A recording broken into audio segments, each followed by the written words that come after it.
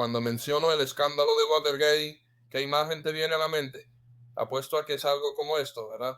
Claro, ahora quiero decir, es solo un ejemplo, pero si tienes que decirle a alguien que no eres un ladrón, quiero decir, lo más probable es que ya hayas perdido esa batalla, ¿sabes? Sería como si yo le dijera a alguien que no estoy gordo, pero sí, Doc, está bien, tienes razón, claro. Y aunque sí, él estaba a cargo en última instancia, no es realmente la persona en la que deberías pensar cuando piensas en el escándalo de Watergate. En su lugar, deberías pensar en este tipo, Chuck Lawson. ¿Verdad que parece un Chuck? ¿Verdad? Chuck nació en 1930 en Boston, Massachusetts. Hizo un periodo en los Marines. Más tarde se convirtió en abogado con su propia práctica privada y todo eso estaba bien, pero el viejo Chuck aquí, él tenía aspiraciones más grandes que eso. Era conocido por ser muy activo en los círculos políticos a finales de los años 60 y en 1969 fue nombrado consejero especial del presidente Nixon. Es un título de trabajo que suena muy bien y parece muy importante y todo eso. Pero básicamente lo que eso significaba era que Chuck tenía una licencia oficial, básicamente para ser un matón. Eso es lo que era. Verás, Chuck era conocido por ser muy despiadado. Y ya sabes, su estilo del pez grande se come al chico básicamente terminó haciendo de Nixon un delincuente. Y eso terminó llevando a Chuck a la cárcel por su participación en el escándalo de Watergate. Ahora, imagina que cuando un matón va a la cárcel, probablemente no esté contento con eso, ¿verdad? Probablemente odiaría estar ahí, estaría de mal humor, ya sabes, todas esas cosas. Pero ese no fue el caso con Chuck. ¿Sabes a lo que me refiero? Verás, Chuck va a prisión por aproximadamente 7 meses. Bien, algunos no. Eso fue tal vez un tirón de orejas. Pero mientras Chuck estaba en la cárcel, descubrió algo más importante que toda la fama, el dinero y el poder que había estado persiguiendo. Descubrió a Dios. Mucha gente pensó, bueno, no se lo está tomando en serio. Solo, ya sabe, encontró la religión en la cárcel. Solo para hacer que todos piensen que es una mejor persona, pero ese no es el caso. Cuando Chuck salió, utilizó sus habilidades que antes intentaba usar para el mal. Terminó formando lo que se llamó Prison Fellowship, que se convirtió en uno de los ministerios penitenciarios más grandes del mundo, y es una organización que sigue existiendo hoy en día. Su tiempo en la cárcel tiene una cita y no la pegué aquí, pero básicamente dijo que todos los premios y todos los títulos y todo lo que tengo no es lo que Dios usó conmigo. Dijo que usó el hecho de que yo era un convicto y un delincuente. Eso es lo que Dios decidió usar conmigo en mi historia. Y estaba pensando en Chuck, ¿sabes? Vas a la cárcel y no quieres estar allí, pero tu actitud cambia completamente. Y me hace pensar en Pablo. Así que ese es el capítulo 16, ¿verdad? Hechos capítulo 16. Vamos a comenzar en el versículo 16. Mientras íbamos al lugar de oración, nos encontramos con una muchacha esclava que tenía un espíritu de adivinación y daba a sus amos muchas ganancias con sus predicciones. Ella seguía a Pablo y a nosotros, gritando, estos hombres son siervos del Dios Altísimo, quienes os anuncian el camino de la salvación. Y esto lo siguió haciendo por muchos días. Pablo, muy molesto, me alegra ser el único que nunca se molesta mucho, por cierto. Se volvió y dijo al espíritu, te ordeno en el nombre de Jesucristo que salgas de ella, y salió en esa misma hora. Pero cuando sus dueños vieron que se había acabado su esperanza de ganancia, apresaron a Pablo y a Silas y los arrastraron al mercado ante las autoridades. Y cuando los llevaron ante los magistrados, dijeron, estos hombres son judíos y están perturbando nuestra ciudad. Ven, ellos abogan por costumbres que no nos es lícito aceptar ni practicar como romanos. Y la multitud se unió en atacarlos, y los magistrados les rasgaron las vestiduras y ordenaron que los golpearan con varas.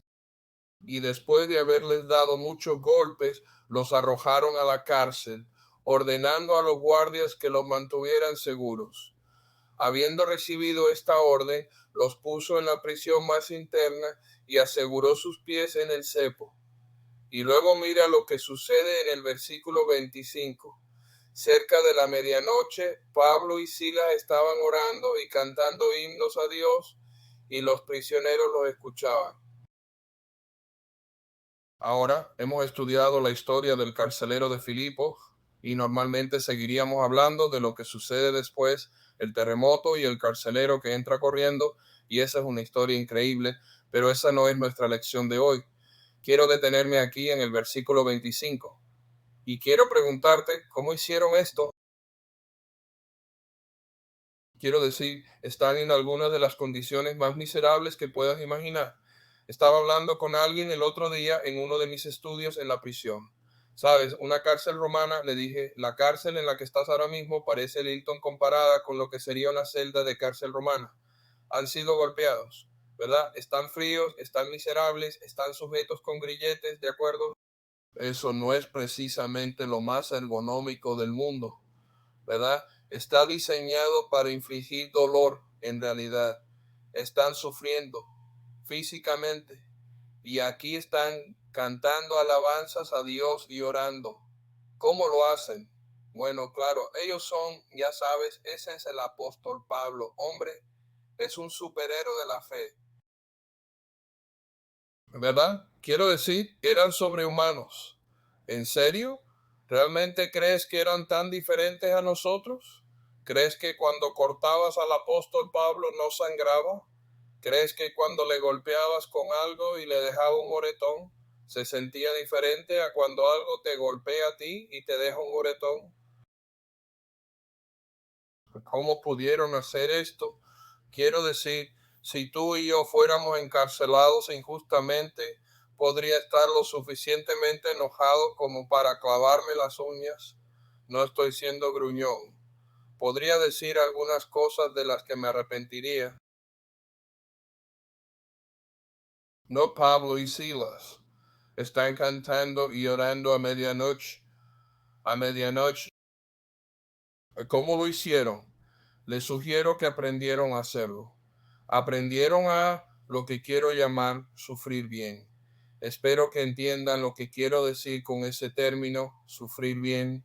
Estaban sufriendo en ese momento, pero aún así lo estaban haciendo bien. Estaban alabando a Dios, cantando, ¿verdad? ¿Cómo lo hicieron? Lo aprendieron. Mira Filipenses capítulo 4. Estamos llegando al versículo 10. Me regocijo grandemente en el Señor de que ahora, al fin, han revivido su preocupación por mí. Ustedes se preocupaban por mí, pero no tenían oportunidad. No es que esté hablando de estar necesitado. He aprendido, dijo Pablo, ¿verdad? He aprendido a estar contento en cualquier situación en la que me encuentre. Sé cómo ser humillado y sé cómo abundar en cualquier y toda circunstancia. He aprendido el secreto de enfrentar la abundancia y el hambre, la abundancia y la necesidad. Pablo dijo que aprendemos a sufrir. ¿Cómo lo hicieron? Y si ellos lo hicieron, ¿crees que nosotros podemos aprender las mismas cosas? Bueno, les digo que lo aprendieron de las escrituras. Ustedes dirán, bueno, claro, claro, ¿verdad? Por supuesto que lo aprendieron de las escrituras.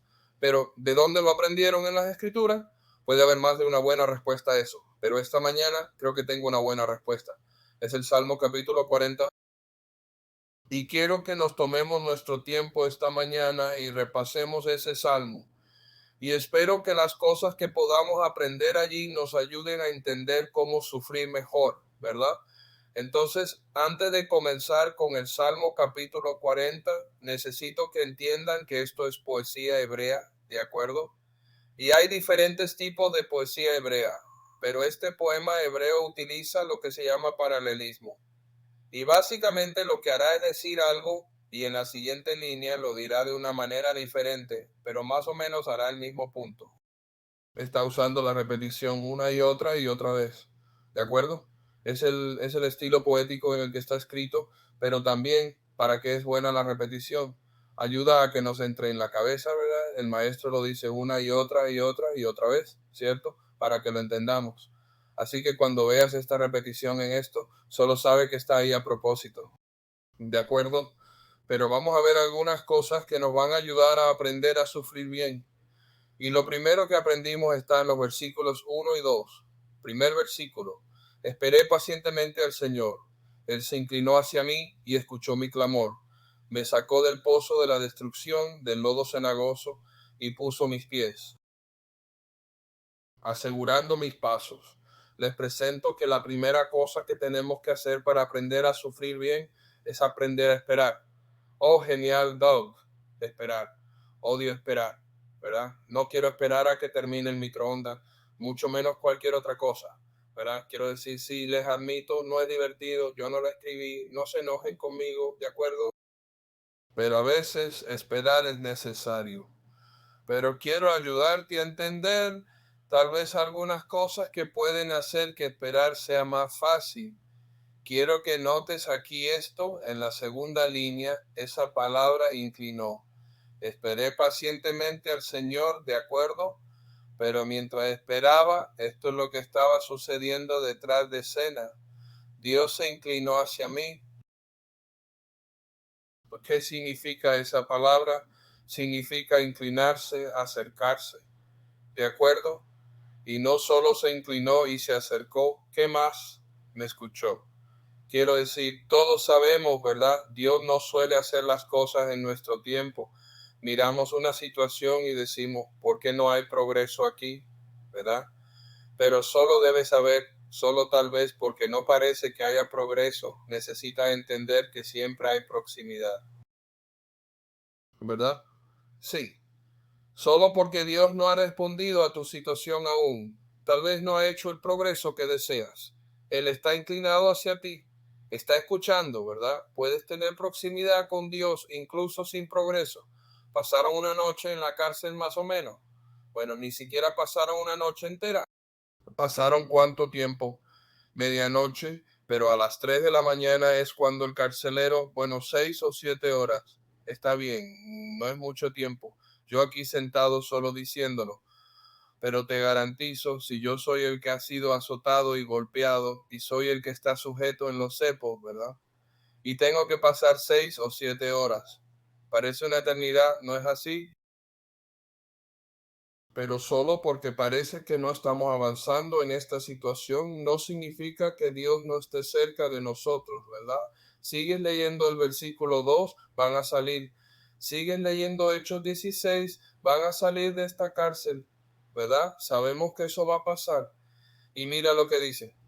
Me sacó del pozo de la destrucción del lodo cenagoso. Esa es una frase que no usamos mucho. Básicamente, lodo cenagoso significa barro. Me sacó del agujero de barro, ¿verdad? Esta idea de hundirme y estar atrapado. Me sacó de eso y fíjate en esto. Puso mis pies sobre una roca. Estar sobre la roca es muy diferente a estar en el agujero de barro. Pero quiero que notes esta siguiente parte y aseguró mis pasos. Ahora, tal vez estoy leyendo demasiado en esto, pero sí, si me ponen la roca y la roca es lo suficientemente grande como para que pueda dar varios pasos, eso tiene que ser una roca grande, ¿verdad? No puedo evitar que mi mente vuelva a Mateo 16 cuando les preguntó a los discípulos en el versículo 15, ¿quién decís que soy yo? Eres el Cristo, el Hijo del Dios viviente. Le dice a Pedro, tienes razón, sobre esta roca edificaré mi iglesia, ¿verdad? La roca fue la base sobre la cual se construyó la iglesia del Señor. Y esto fue mucho antes de que alguien en la tierra supiera algo sobre la iglesia del Señor. Pero no puedo evitar hacer esa comparación. ¿Qué mejor lugar para esperar que entre la familia de Dios, verdad? ¿Quién mejor para apoyarte en tu situación, en tu lucha, verdad? Que tener tus pies plantados en esa roca. Dios nos liberará. Puede que no sea en nuestro tiempo, puede que no sea de la manera que queremos, pero podemos entender que lo hará, ¿verdad? Amén. Podemos entender que Él está cerca. Si Él estaba en esa celda cuando ellos le cantaban alabanzas a medianoche, entonces está con nosotros en nuestra situación y en lo que sea que estemos pasando. Así que, ¿verdad? Voy a aprender a esperar. Eso nos ayudará a sufrir bien. Vamos a los versículos 3 y 4. Ya hemos visto esto en la cárcel y esto es lo que me hizo pensar en estas dos cosas juntas, ¿verdad? Puso un cántico nuevo en mi boca, un himno de alabanza a nuestro Dios. Muchos verán y temerán y pondrán su confianza en el Señor. Bendito el hombre que pone su confianza en el Señor, que no se vuelve hacia los orgullosos, hacia los que se desvían tras la mentira. La segunda cosa que tenemos que aprender a hacer si vamos a sufrir bien es aprender a alabar a Dios. Entiendes que cuando alabo a Dios puede que me sienta impulsado a alabarlo. Podría ser, mi mente podría ser activada para alabarlo debido a la situación en la que me encuentro, pero no estoy alabando a Dios por mis circunstancias. Dios, todo va genial, voy a alabarte. No alabo a Dios por mi situación, alabo a Dios por quien es Él, porque envió a su Hijo a morir por mí, por su carácter, por su gloria, porque es perfecto y asombroso y santo y justo y todas estas cosas. Independientemente de cuál sea mi situación y de lo mal que pueda estar sufriendo, Él sigue siendo Dios. Él sigue sentado en su trono. Nada puede separar su amor de mí. No importa lo mal que esté luchando, no importa en qué situación me encuentre. Romanos capítulo 8, ¿verdad? Ni la altura, ni la profundidad, ni ninguna cosa creada puede separarnos del amor de Dios. Lo alabo no por quién soy o dónde estoy. Lo alabo por quién es Él.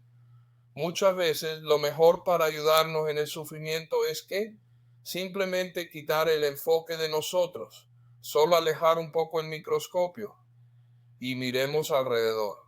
Independientemente del sufrimiento que esté pasando, Él sigue siendo Dios y nada va a cambiar eso. Nada de lo que pase. Ninguna cantidad de dardos ardientes que Satanás me lance va a cambiar quién es Él, su bondad, su grandeza y su misericordia. Necesito aprender a alabarlo si voy a sufrir bien. Y el siguiente es una especie de extensión de este. Necesitamos aprender a proclamarlo, ¿verdad? Antes de que siquiera lea esto, volvamos a Hechos 16, versículo 25. Es medianoche en la cárcel y me imagino que la mayoría de las noches en una cárcel romana podrías escuchar sollozos o llantos o tal vez silencio. Generalmente no escuchas que, no sé qué estaban cantando, pero cariño era diferente. Dice que los prisioneros estaban escuchándolos. Ese carcelero de Filipos, en algún momento, aunque se quedó dormido, había estado escuchándolos. Quiero decir, piénsalo. Si voy a alabar a Dios, ¿puedo realmente hacerlo y esconderlo? ¿Puedo alabar a Dios en esas situaciones y que alguien no lo vea? Alguien no aquí. Primero 5. Has multiplicado, oh Señor, mi Dios, tus maravillas, obras y tus pensamientos hacia nosotros. Nadie puede compararse contigo. Proclamaré y contaré de ellos, son más de los que se pueden contar. En sacrificio y ofrenda no te has deleitado, pero me has dado un oído abierto. Ofrenda quemada y ofrenda por el pecado no has requerido. Entonces dije, he aquí, he venido en el rollo del libro. Está escrito de mí. Me deleito en hacer tu voluntad. Oh mi Dios, tu ley está dentro de mi corazón. He proclamado la buena noticia de la liberación en la gran congregación. He aquí, no he contenido mis labios. Como sabes, oh Señor, no he ocultado tu liberación dentro de mi corazón. He hablado de tu fidelidad y tu salvación. No he ocultado tu amor constante y tu fidelidad a la gran congregación. ¿Ves? Todas esas veces, ¿verdad? Fui y le dije a alguien, fui y le dije a alguien, fui y le dije a alguien. ¿Ves? Estamos hablando de cómo sufrir bien. Estamos hablando de cómo podemos, como cristianos, sufrir mientras estamos en Cristo. Pero quiero que entiendas, por cada cristiano que sufre mientras estamos en Cristo, cuántas personas hay alrededor cada día que están sufriendo fuera de Cristo.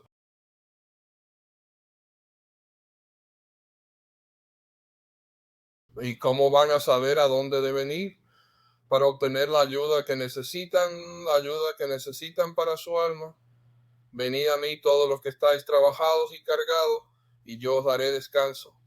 ¿Cómo van a saber eso si no se lo decimos? ¿Cómo podría yo querer alabar a Dios en secreto? O no quiero que nadie lo sepa, no quiero que nadie lo sepa. ¿Por qué no quiero que nadie lo sepa? ¿Qué dice eso de mí? No dice nada sobre Dios.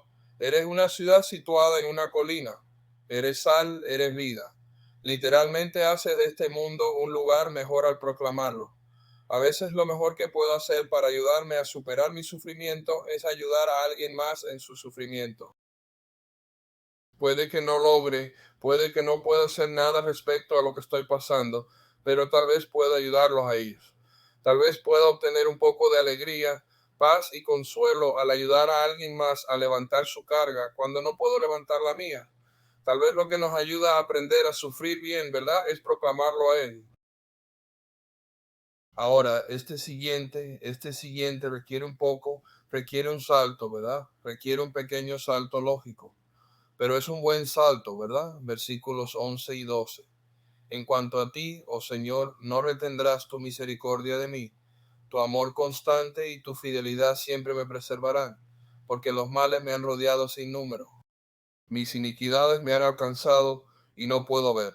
Son más que los cabellos de mi cabeza y mi corazón falla, mi corazón me falla. Complácete, oh Señor, en librarme. Oh Señor, apresúrate a ayudarme. Que sean avergonzados y confundidos todos juntos los que buscan arrebatar mi vida. Que sean vueltos atrás y deshonrados los que se deleitan en mi desgracia. Que queden atónitos por la vergüenza los que me dicen, quiero que notes que todo antes del versículo 11 habla de lo que Dios ha hecho en el pasado. Y si retrocedes aquí, todo desde el versículo 11 en adelante no trata sobre lo que Dios ha hecho en el pasado. ¿De qué trata? De lo que creo que Dios hará en el futuro. Verás, a veces cuando estás sufriendo y estás pasando por una situación difícil y Dios no está cumpliendo con el cronograma que deseas, a veces tienes que recordar lo que Dios ha hecho en el pasado. ¿Te ha ayudado Dios alguna vez en el pasado? ¿Te ha ayudado a superar una situación?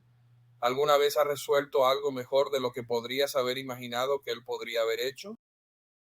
Bueno, si lo ha hecho antes, ¿no crees que es lo suficientemente fuerte como para hacerlo de nuevo? Si alguna vez te ha ayudado antes, ¿no crees que eso debería generar en ti una confianza de que sé que puede hacerlo de nuevo? Pienso en Abraham en Génesis 22, llega a la base de esa montaña, mira a su sirviente y dice, el niño y yo subiremos a la montaña a adorar y volveremos a ustedes otra vez. Él sabía que Dios le había dicho que subiera allí y matara a su hijo, pero de alguna manera sabía que Dios iba a resolverlo y que ambos regresarían. Y adivina qué hizo Dios. Lo hizo. No sabía cómo lo iba a hacer. Pero tomó lo que sabía, tomó su experiencia y tomó su fe. Y lo mezcló todo y dijo, ¿sabes qué? Dios se va a encargar de esto, ¿verdad? Sé que no vas a retener tu misericordia de mí. Sé que no vas a apartar tu amor de mí. Sé que tu fidelidad siempre me preservará. Lo sé, lo confío, lo creo. No me vas a convencer de lo contrario. No sé cuándo va a llegar. No sé cómo va a llegar, pero sé que va a llegar, ¿verdad? Ya lo he decidido. No puedes hacerme cambiar de opinión, ¿verdad? Ahora, también está haciendo una petición, ¿verdad? Dios, necesito que vengas, necesito que me libere, necesito que me escuches, pero no hay ni un atisbo de desconfianza aquí. Haz tus peticiones conocidas a Dios, ¿verdad? Lo hacemos, pero lo hacemos entendiendo y creyendo, ¿ok? Que Él puede resolverlo, que Él puede hacerlo. Pienso en Sadrach, Mesach y Abednego frente al rey Nabucodonosor. Y si no se inclinan y me adoran, muchachos, los voy a lanzar a ese horno ardiente. Pueden hacerlo si quieren. Nuestro Dios es lo suficientemente fuerte como para librarnos de ti, y ya sea que Él elija hacerlo o no, aún vamos a confiar en Él y no voy a adorar tu estatua, ¿verdad? Tengo que decidirme, eso es la fe. O le crees o no le crees, ¿verdad? Josué dijo, elijan hoy a quién van a servir. Tienes que decidir. ¿Ha hecho algo antes? Y si ha hecho algo antes, ¿puede hacerlo de nuevo? No es una decisión que yo pueda tomar por ti. Pero si tomas esa decisión, tienes que aferrarte a ella. Tienes que aferrarte a ella. Porque como digo, Dios te liberará. Pero tienes que creer eso, ¿verdad? Y por último, los versículos 16 y 17. Pero que todos los que te buscan se regocijen y se alegren en ti. Que los que aman tu salvación digan continuamente, grande es el Señor. Pero en cuanto a mí, me encanta esta parte, versículo 17, en cuanto a mí, soy pobre y necesitado, pero el Señor piensa en mí. Tú eres mi ayuda y mi libertador, no te demores, oh mi Dios. Es importante, a través de este proceso de sufrimiento, mantenerse humilde, hablar de proclamarlo a Él. Tal vez el salmista aquí, cuando proclamó a Dios, tal vez algunas personas se acercaron a Dios por lo que Él hizo. Sabes, a veces cuando algo nos sucede, casi queremos decirle a Dios, ¿sabes quién soy? ¿Sabes cuánto tiempo te he estado siguiendo? ¿Sabes lo que hago por ti? ¿Por qué? ¿Por qué me dejas que esto me pase? En el mejor momento de mi vida sigo siendo pobre y necesitado. Todavía necesito a Dios y su misericordia, su gracia, su amor y su bondad, ¿verdad? Y no puedo olvidarlo nunca. No importa cuánto progrese a los ojos de los hombres, sigo siendo pobre y necesitado. Y si alguna vez olvido eso, me será muy difícil sufrir bien, ¿verdad? Ahora comenzamos en Filipenses 4, del 10 al 12. Y todos piensan en el versículo 13, ¿verdad? Todo lo puedo en Cristo que me fortalece, ¿cierto? Hablamos de ese versículo, la gente recita ese versículo y te digo, hoy en día casi se recita automáticamente. Se usa casi como, ya sabes, Carrie Underwood tenía esa canción. Creo que era Carrie Underwood. Jesús toma el volante, ya sabes. Jesús toma el volante, ya sabes. Básicamente no voy a hacer nada, Jesús. Tú toma el control y hazlo por mí. Ese versículo hoy creo para mucha gente se usa de esa manera. Puedo hacer todas las cosas porque Jesús va a venir a hacerlo por mí. Ahora le voy a decir que el versículo 13 se parece mucho más al Salmo 40 que a Jesús toma el volante. ¿Verdad? Vayan y lean 2 Corintios 11 y miren todo lo que Pablo sufrió. Y luego cuando dice que ha aprendido el secreto de cómo estar contento con mucho o con poco, ¿verdad? El versículo 13 se parece mucho más al Salmo 40 que a Jesús. Simplemente voy a levantar las manos y Dios se va a encargar de mí, ¿verdad? Porque vamos a pasar por algunas cosas y está bien. Esas cosas están forjando dentro de nosotros una fe y un corazón que cuando lleguemos a casa y estemos con nuestro Dios en el cielo, todo estará bien. No vamos a querer nada más que una relación con Él. Ninguna de las cosas que nos han pasado, todos los dolores y sufrimientos y todo lo que ha salido mal en nuestra vida ya no importará porque estaremos en casa con un Dios que nos ama más que nada. Hablamos esta mañana en la clase de Biblia sobre Lucas 15 acerca de que a Dios no le importan las cosas, le importamos nosotros. Le importan las cosas, le importamos nosotros, le importa nuestro corazón, le importa nuestra alma. Y no sé con qué estás luchando hoy. Dios, no sé qué necesitas. No sé si necesitas venir al frente. No sé si necesitas salir afuera. No sé si necesitas llamar a alguien por teléfono esta tarde, pero sé que tenemos un grupo de personas de Dios aquí que aman a Dios y se aman unos a otros. Y si podemos ayudarte hoy, queremos hacerlo mientras estamos teniendo esta conversación.